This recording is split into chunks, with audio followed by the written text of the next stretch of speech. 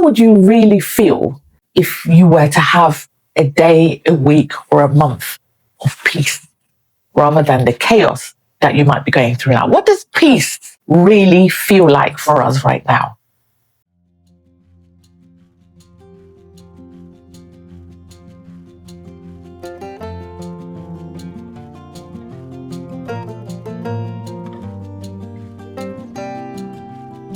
Hello ladies, and welcome to Rock Your Decade. My name is Loretta, and on this channel I hope to be a source of inspiration and encouragement to ladies or gentlemen who are in their 40s, 50s, 70s and above on how to navigate life as it is now, because trust and believe, it has changed. Now let's get back to today's topic. Many of us are in our 50s, 60s. I'm in my 60s, and I've suddenly discovered that peace is such more of a delight than chaos.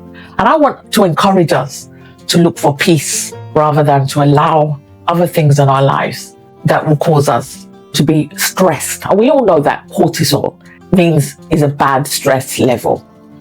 And once we have too much cortisol in our bodies, that leads to other things, which we're not going to talk about on this topic. But how would your life look like if peace was the foundation of it? I'm going to look down at my iPad because I've written some notes down here to make it easier. But yeah, so we've already said that burnout is not a trophy. It's not. It is feedback that the wheels are dropping off, that the plates are about to drop off. Our bodies are telling us that I can't hang on for much longer. You need to drop something for me to be able to give you the optimum strength that you need to continue, because I can't do it. I can't do it with you out here doing that, in there doing this, thinking about that, holding on to this. You need to drop something so that I can have peace and I can continue to making sure that the wheels are oiled. We need to stop believing that clarity only comes through struggle. And I'm talking to my sisters here, because many of us believe that unless we're struggling, unless there is chaos, we cannot have peace. And that is a lie. It's not true. We've learned it from our grandparents that we need to continue to be hustling. When we're hustling, things are getting done. It's not true either. And it's at the detriment of something else. Our children don't applaud us for always being out hustling. They don't applaud us for it. Some of us were doing 2 jobs, some of us were doing 3 jobs at a time. And it's like, but you weren't there. But I was making sure this, that, and the other. No, you were operating around chaos, trying to make sure that the wheels were oiled. And you didn't have to. You didn't look for peace in that situation. You didn't look for ways that you could have made it much better, not only for ourselves, but also for our children or for our dependents. We were so busy doing the chaotic, and clarity doesn't come through the struggle. That's why we didn't have clarity, because we were too busy struggling. There was no time for peace. It is within the peace that we can have clarity. We also need to stop idolizing urgency. It's so important. No, it's not. It usually never is. And if it is important, you need to prioritize it. What is your priority right now? What are your top 3 priorities? And stick to them. We're not doing everything's an urgent. Oh, someone said they're doing that. Oh, it's urgent. We need to go over here. And I know when we sit down, what is urgent? It's urgent that I do this. It's urgent that I go for that appointment. It's urgent that I do this and I do that.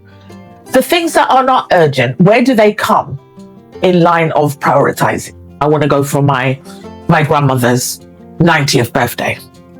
That's important. She's 90 and I need to be there.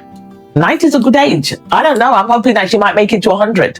I'm not talking about my grandmother, by the way. My grandmother's passed a long time ago. But I'm giving it as an example. Maybe you feel that you need to be there. But be there. Prioritize it.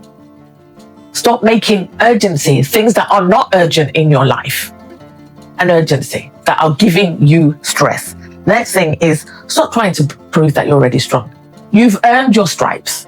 You've got your medals. You've already done the things. You're a strong lady. You're a strong man. Whether somebody claps for you or not, you have been strong in so many things that many people will not even get to know about. However, we need to lay that cross down now and stop continually being strong, because it's good to be strong, but when you're too strong in that you will not consider help, if I want something done, I might as well do it myself, then that is not a flex. Allow other people to help you. In helping other people, in allowing other people to help you, it proves your strength. You're able to give something to something else or to someone else to do. You automate your bills. You stop going into town with your little sheet. I want to pay my gas bill. No, you don't need to do that. You can automate it. That's a sign of strength as well, because you can use that time to do something else. Stop believing that unless you are strong, you are nothing. You find your strength in continually doing things, and in doing things that they're not really bringing you joy. You're just doing them. Look at what you're doing. Learn to prioritize. Get help when you need to. Automate where you can. And rest in the knowledge that you can do something else with your time. Even if that means reading a book, and if that means having a nap, even if that means seeing friends, whatever that means, do it for you. Also, have time for journaling and also being in the state of gratitude. So important.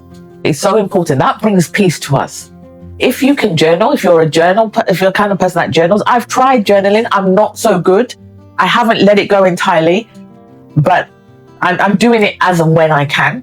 But I would say journal your day. 3 things that you were grateful for, 3 things that happened, maybe one of the things that you can change.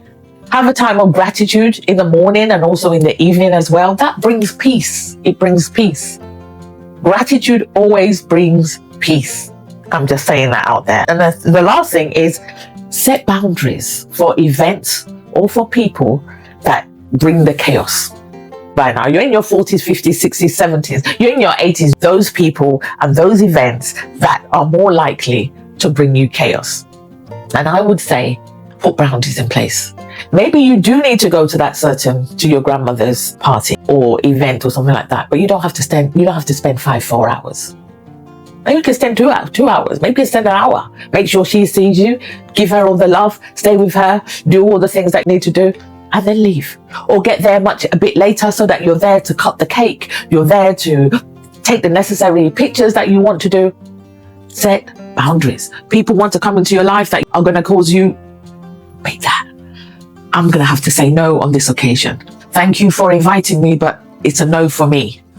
So these are the things that I've thought about as I'm thinking about peace, inviting more peace into my life. And I'm hoping that they're useful to you as well. If you see or you find that there's something I haven't mentioned, or you feel that there's something else that we can do as a community to bring peace, please let me know in the comments below.